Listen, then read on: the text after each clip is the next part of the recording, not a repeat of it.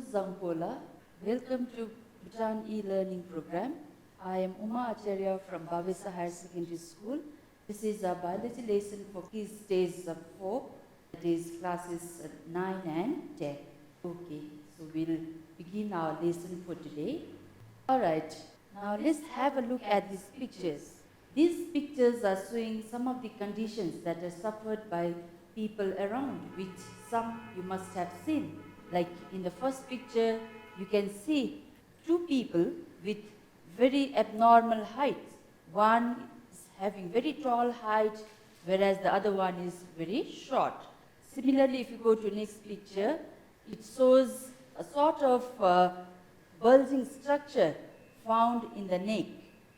The other picture shows a person suffering from complete white hair on white skin. I mean, even the eyebrows are white.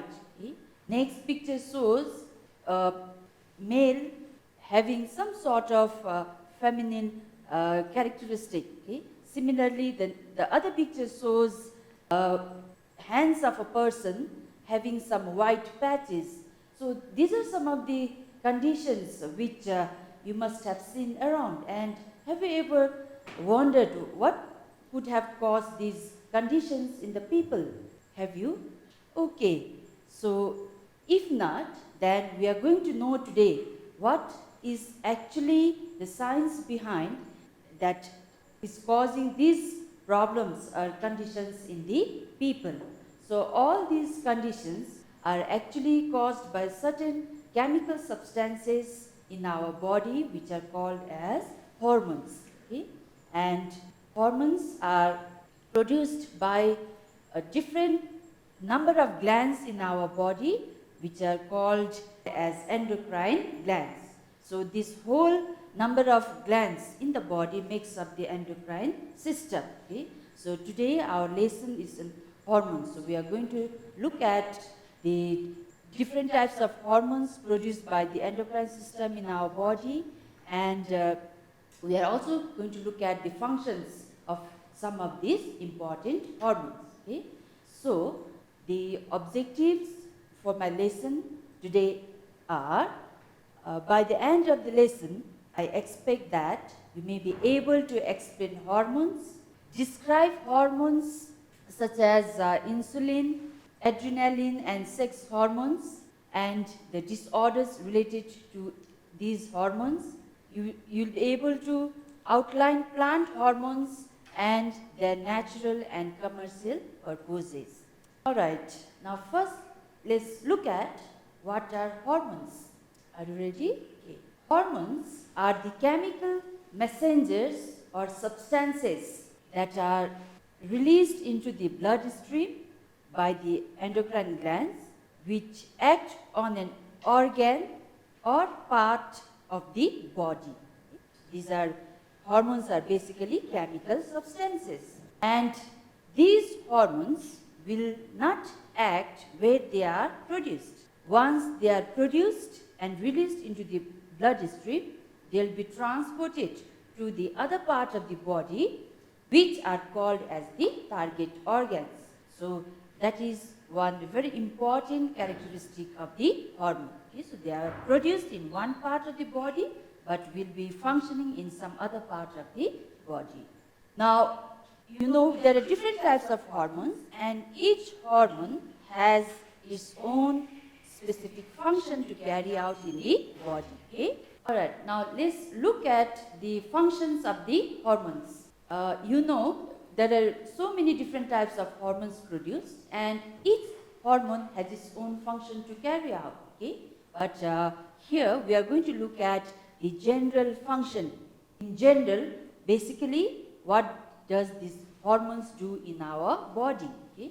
So the overall function of the hormone is they regulate normal growth, development and functioning of the body. Okay? So these hormones ensure that all the functioning in the body happens in a very systematic way. Okay? They are able to carry out their functions in a normal manner. So that is what is looked into by the hormones. Secondly, the hormones will maintain homeostasis in our body. Okay? So homeostasis means the internal normal conditions. So all the time our body is like a machine which consists of so many different parts, but it has to coordinate in one way. All the body parts has to coordinate and function in one way. So that is being done by the hormones. Alright, now next very important we have to know about the hormones is this.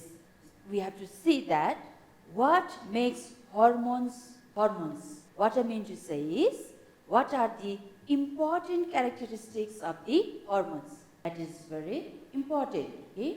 You know, the hormones are specific in their action. This is very important characteristic of hormones, which means one hormone carries out one particular function, one specific function. Okay, for example, let's say that we have one endocrine gland and it produces a hormone A. That hormone A will carry out one particular function. It will not be carrying out more than that function. So that is the meaning of specific. It is very specific in its action. Secondly, hormones are required in small quantities. So our body does not produce hormones at once in large amount so that it can be used for a long period of time. It's not like that.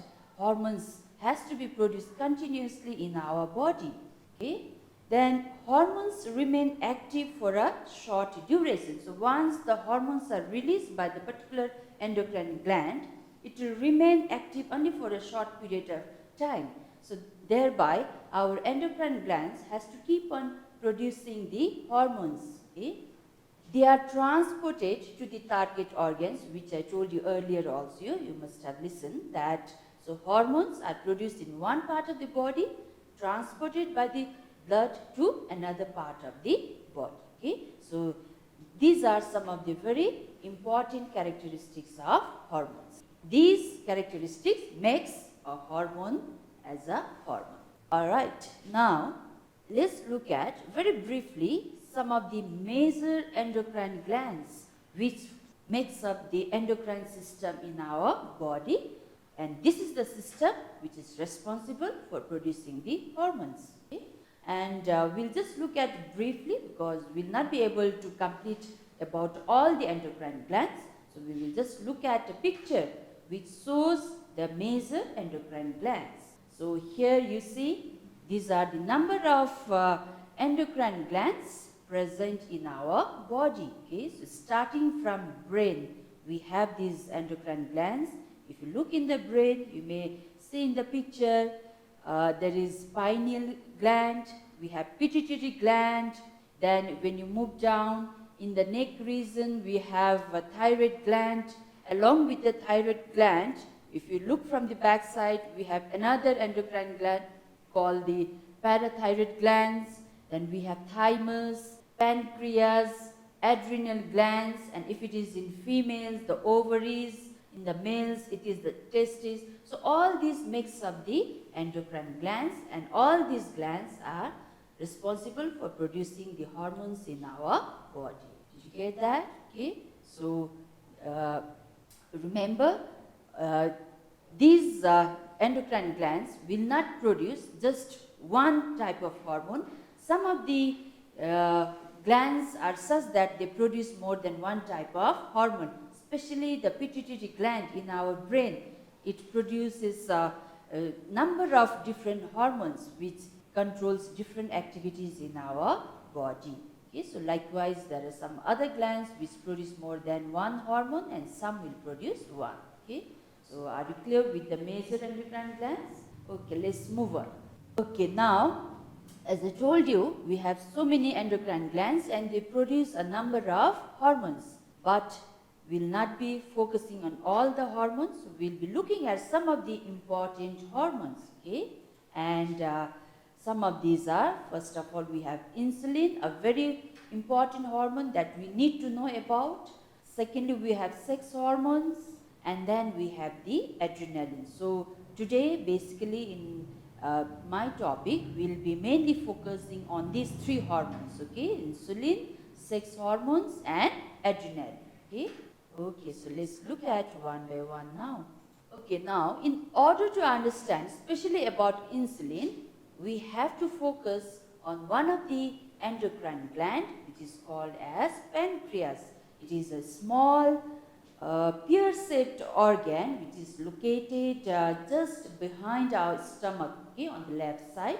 It's a small organ but very, very important, and it carries out many functions. In fact, here we are talking about as the endocrine gland, but pancreas also has other very important functions, especially in the digestive system. It has a major role to play. But here today in our topic, since we are talking about the hormones, we'll be focusing only on the endocrine function of the pancreas. Okay? Alright, now the pancreas, we have to know the structure of the pancreas. Okay?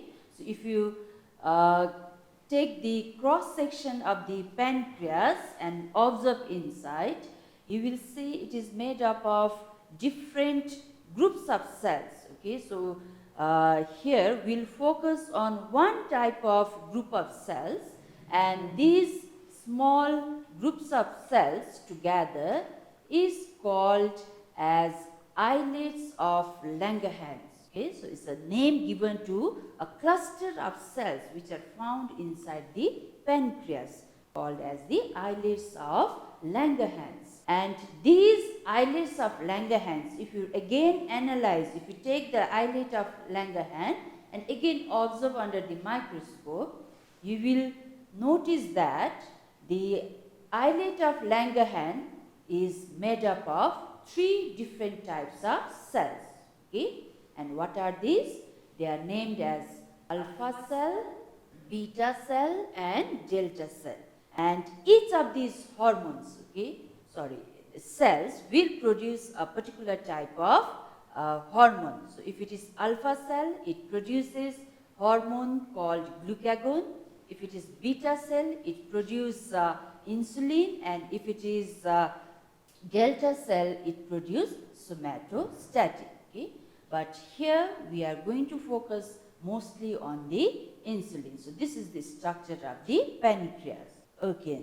Now, as I told just some time before, so what is insulin is? It is a hormone which is produced by pancreas, okay, and inside the pancreas it is the beta cells that produces the hormone called as insulin. And what is the overall function of insulin is? It controls the glucose level in the blood. So this is very important function. Okay? So that is why insulin is one of the very, very important hormones in our body.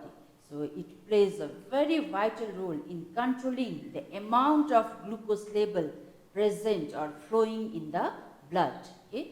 And why it is important is, always there has to be a normal concentration of glucose flowing in the blood.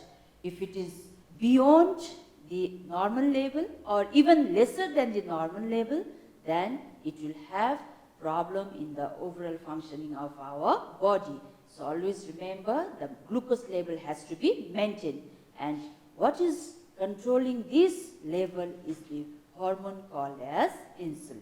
Okay? I hope you are clear with the function of the insulin. Okay, shall we proceed? Alright, so let's move on. Okay, now I said that insulin will control the glucose level, but we have to know how. How does it do that? So there's a little bit of mechanism or the process how the insulin controls the glucose level. So that we are going to look at now. Okay, let's say you have taken some food, especially that contains lot of carbohydrate or starch, okay, like rice, bread, potato, or sugary food. These are, I think, the very common foods that we find in our daily diet. Okay, so once you eat this, what happens? The glucose level in the blood will increase. Okay, after the digestion, once the starch is digested or carbohydrate is digested, ultimately it will form glucose, okay, which will be circulating in our blood. And as soon as this glucose level increases in the blood, it acts as stimulus to our pancreas. So, it will give a signal to our pancreas in order to release what? Insulin. Okay. So, the moment the glucose level goes high, pancreas is stimulated to produce insulin, and once the insulin is increased in the blood, then it will decrease the level of glucose. Okay, so this is the mechanism. So increase in glucose level will stimulate pancreas, pancreas will release more insulin, and thereby insulin will decrease the glucose level. But again, how? What the insulin actually does in order to decrease the glucose level, that we have to know. And what it does is, insulin will increase the cellular respiration or metabolism in our body, which means once respiration increases means the amount of glucose used will be increased. So when our cells starts to use more glucose, what happens? The level of glucose in the blood will go down. So that is one mechanism. And at the same time, insulin will also stimulate our other cells, especially the cells in the liver and the muscle cells, to store the excess glucose in the form of glycogen. So what happens when the glucose is converted into glycogen? It will be stored in the cells. It will not be flowing in the blood. Thereby, the level of glucose will be normalized in the blood. So this is the mechanism, exactly how insulin helps to control the blood sugar level. Did you get that? It's very simple, okay? More sugar, pancreas is stimulated, insulin is released, insulin will increase the metabolism, thereby the glucose level will go down. So that is the process how the insulin functions in our body. I hope looking at these functions you realize that insulin is very important. Okay? Now, can you guess a lifestyle disease connected to insulin? I'm sure all of you know this. You must have heard from your parents or people around, because this lifestyle disease is becoming more and more common in our country. I think you already know what I'm talking about. Okay? Okay, so I'm talking about a problem called diabetes. I think all of you must have heard, isn't it? Okay? So this is very common. Nowadays, if you visit hospitals and all, you see many, especially elderly people, visiting hospital with a book every week sometimes, okay, or monthly, and that is all to get checked for the diabetes. Okay, so diabetes, now what you have to know is a disease related to insulin. So that's why we have to know about this disease called as diabetes. Okay, so how it is caused now? Diabetes is normally caused either by low production of insulin or sometimes no production of insulin. So there can be two situations. Okay, so if your pancreas does not produce insulin, then you suffer from diabetes. If your pancreas produces but it is not enough, again you will suffer from diabetes. Okay, so that's why we say this diabetes is related as lifestyle disease. Okay, and now what to do if you are suffering from diabetes? Okay, so basically we can change the lifestyle. Since I said it is lifestyle related, we can change our lifestyle with regard to the diet we take. Okay, we have to control our diet, and instead of too starchy food, we can go for other foods containing fiber and other food substances. Okay, but we have to reduce the intake of the food that contain carbohydrate or starch. Okay, so that's how we can control the diabetes. And since diabetes is becoming so common, there are many myths about diabetes, and we have to know the fact, okay? So we have to be able to identify what is fact about diabetes and what is the myth. So sometimes we are believing too much by listening the myths, and then we may take too much control of the diet, and as a result, instead of just controlling diabetes, it may lead to other health problems, okay? So that's why we have to know the difference between the myths and the facts, okay? So basically myth is that people suffering from diabetes, they believe that they should not take anything sweet or any food that contain starch or carbohydrate, but it's not like that. We have to keep on taking, okay, because again, when it comes to food, starch or carbohydrate has its own function to carry out, isn't it? I think in law classes you must have studied about the functions of different food substances. So thereby some amount of carbohydrate or starch will be required by our body. The only thing we have to keep in mind is we have to reduce it. We have to take in lesser amount so that it will not affect the diabetes that we are already suffering from. Okay, so that is just for your information. You may even find it yourself. You can Google it, isn't it? And then you can know more in detail. Okay, so far we talked about insulin. Now let's go to next part. Okay, I think especially at this age, all of you boys and girls, I'm sure you would agree with me that as you have been growing, and especially after reaching the age of at an average of 13 to 15, all of you individually must have observed some sort of changes happening in your body. Have you? Yes? Okay. I think all of you have observed, because this process all of us have to go through, okay? It's not only boys or not only girls, both of us, okay?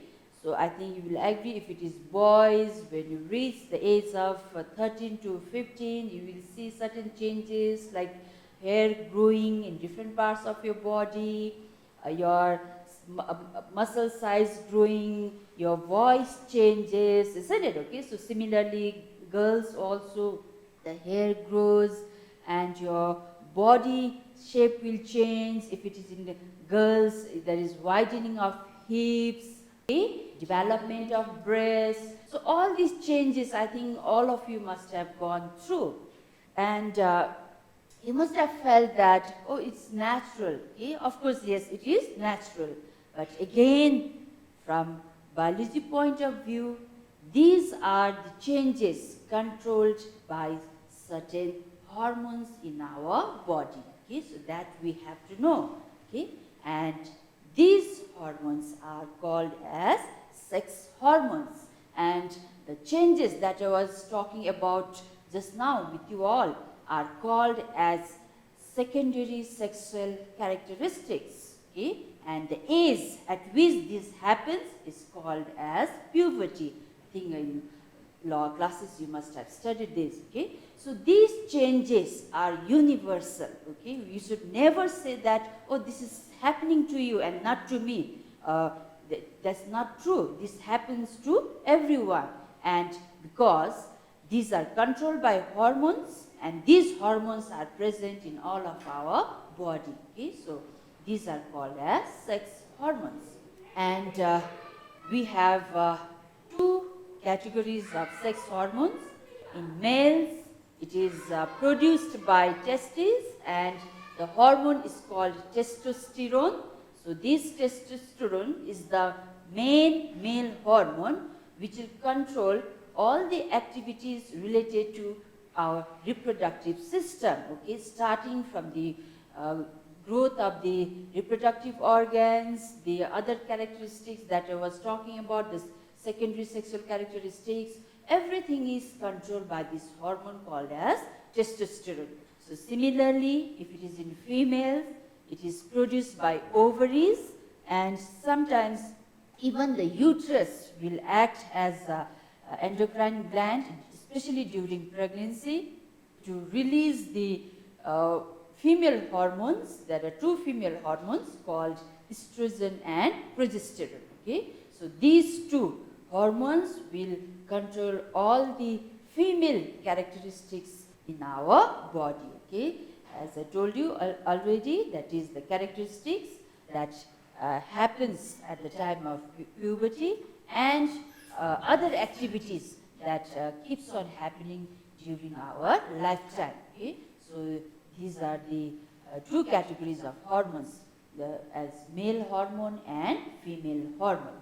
Now, having known about the sex hormones, all of us should be aware that we experience certain changes or certain phenomena in our lifetime, and that is all because of these sex hormones. Okay, like I already talked to you about physical changes that happens during puberty. If it is in females, your first period, okay, starting a period, the pregnancy, and sometimes there is a delay period or early period, and in males there may be delayed production of sperms, sometimes no production of sperms, okay, or sometimes less production of sperms, okay.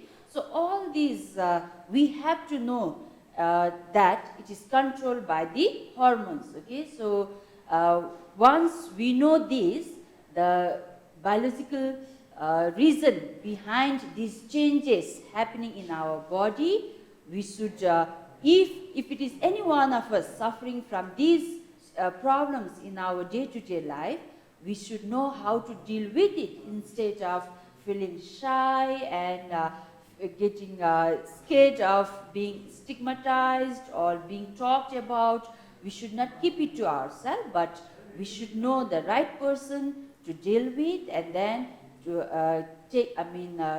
to treat our problem. Okay, so if you are suffering from any one of these, where would you go?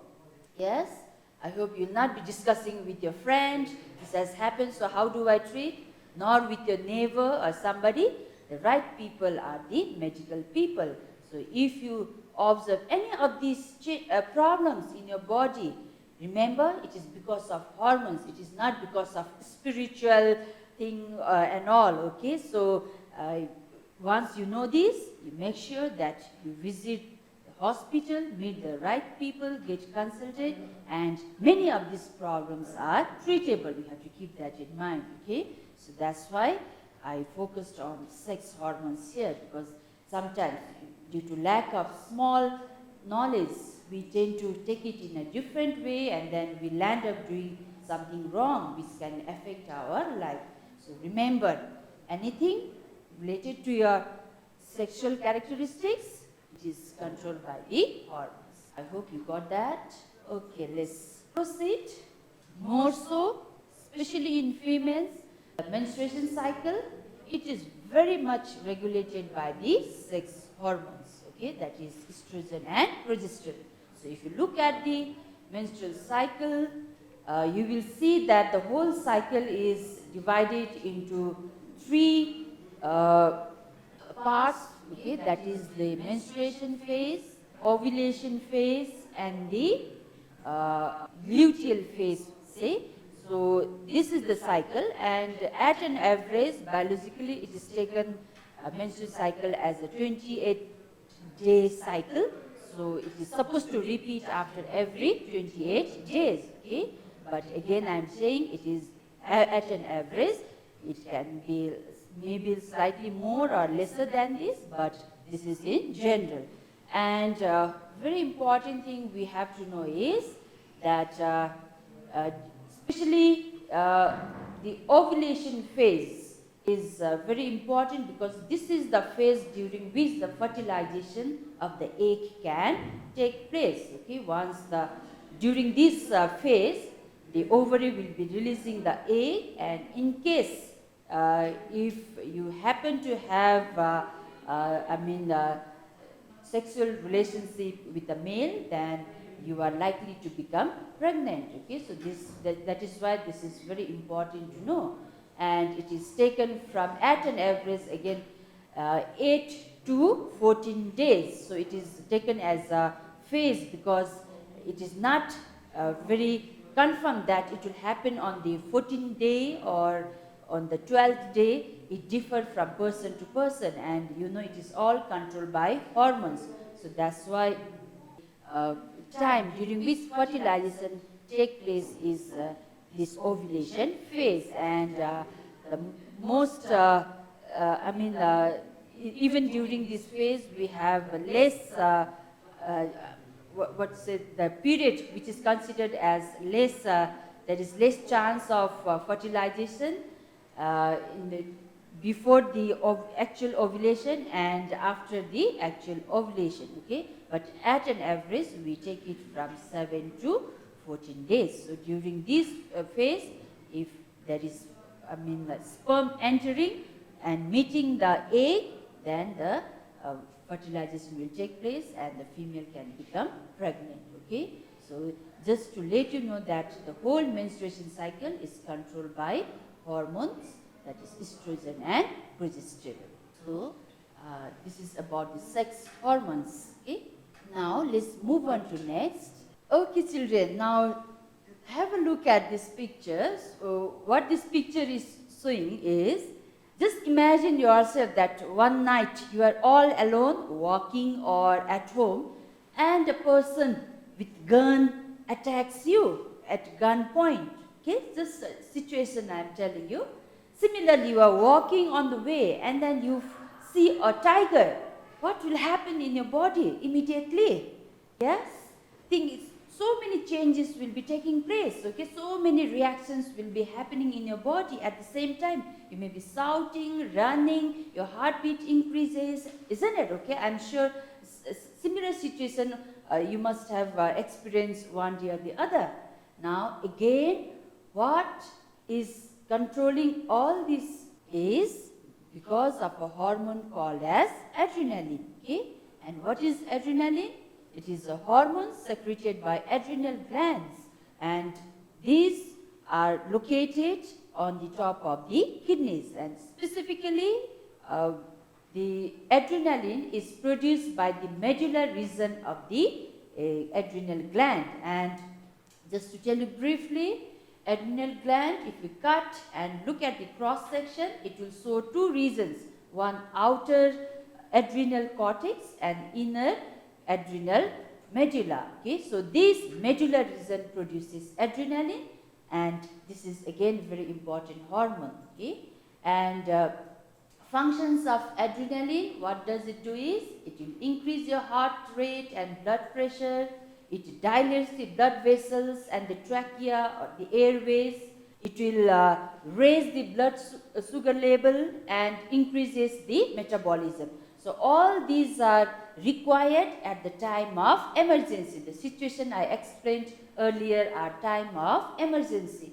So at this time, these activities will happen, and that's why adrenaline is also referred as fight or flight hormone. So this is a particular hormone which will prepare your body to face a very difficult situation under stress. Okay, so that is what we have to know about adrenaline.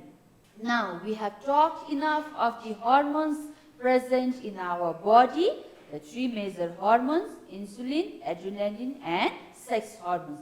Now let's move on to plants also. They are also living organisms, and they also have many functions happening in their body.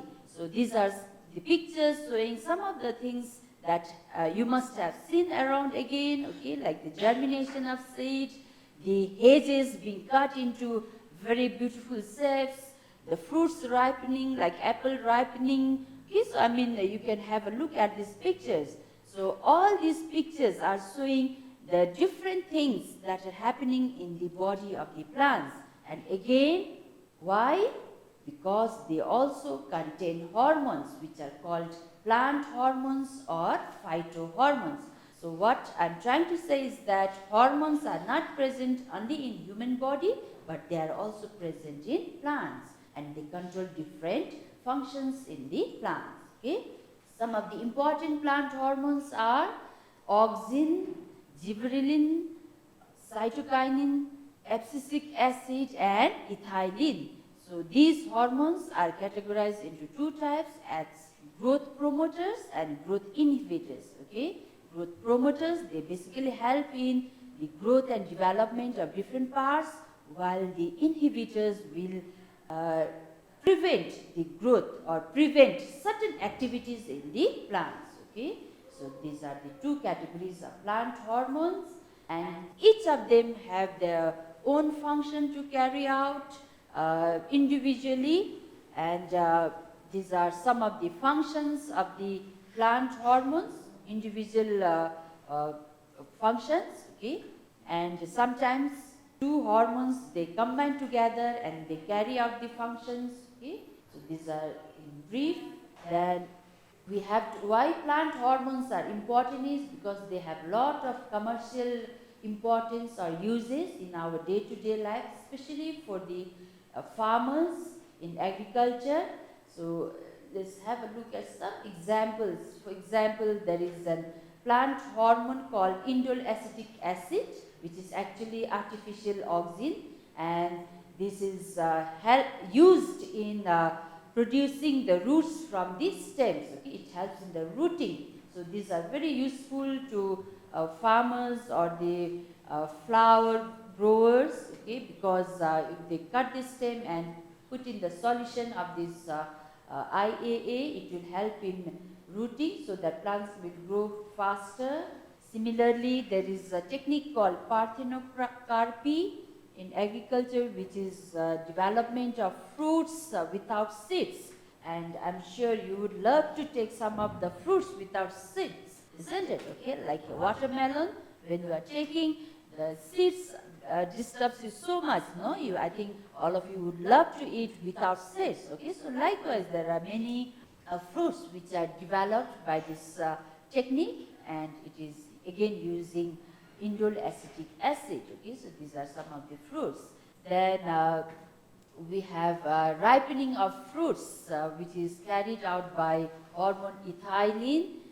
If the fruit is unripened, if you are exposing the fruits, unripe fruits to ethylene, it will ripen, and it is very beneficial for the people who are selling the fruits. Okay? These are some of the pictures that are showing the ripening process of the fruits using ethylene. And similarly, there are some other examples of using plant hormones, like they are used to prevent the sprouting of some vegetables like ginger and potatoes. If you want to keep for a long period of time, they sprout too fast, and then you cannot store for a longer time. So there is NAA, naphthalene acetic acid. Some fruits you can delay ripening, especially citrus fruits you want to store for a longer time. You don't want it to ripen early. It can be delayed. Similarly, in some fruits you can induce early flowering. Okay? So these are some of the examples showing the commercial importance of the plant hormones, and it has really benefited our farmers. Okay? Alright, so with this we have come to the end of the topic on hormones, so where I talked about some important human hormones and the plant hormones. Okay, I hope you have understood my lesson, and then I hope you are able to remember some of the things that I have discussed in my lesson. So now finally I have these few takeaway questions for you which you could try on your own. First is, explain the mechanism of glucose level control in blood by insulin, which should be very easy for you. I have clearly explained about this mechanism. Question number 2. If the gonads, testes and ovaries are removed in young male and female, what would be its implication in their physical development? Artificial plant hormones are boon to the farmers. Do you agree or not? Okay, justify with 3 points. So in this question, you may agree, but you should justify. You may not agree, and you can justify. So that's the end of my lesson. Thank you for watching my lesson. Hope to see you in my next lesson.